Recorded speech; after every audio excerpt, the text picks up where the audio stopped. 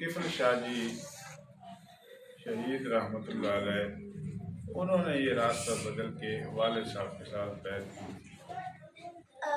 اور والد صاحب نے اس وقت کفیل شاہ جی سے فرمایا تھا کہ یہ آپ لوگ کیا کر رہے ہیں؟ کفیل شاہ جی نے فرمایا کہ یہ چھوٹا کہتا ہے کہ میں نے ان سے بیعت ہونا ہے۔ انہوں نے بیعت فرما لیا۔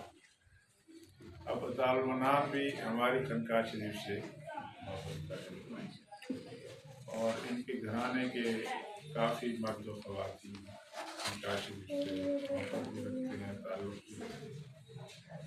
تو میرے بھائی، اصلاح کے لیے کسی بزرگ کے ساتھ تعلق ہونا چاہیے، پھر اس کے بعد ان کی بتائی ہوئی رہنمائی کے اوپر وقت گزارنا اور ذکر اذکار کرنا، یہ ازہر ہے۔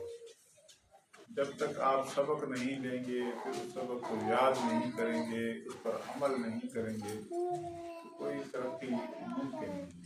جس طرح بچہ مکتب میں جاتا ہے نا، تو آہستہ آہستہ اوپر جاتا ہے، پھر ایک دن اس کو دستار فضیلت ملتا ہے۔ یہ بھی ایسے ہی ہے کہ آپ اپنا تعلق اپنے اکابرین سے مضبوط جوڑیں اور اصلاحی تعلق قائم کریں، اور اس سلسلے کے جو اسباب ہیں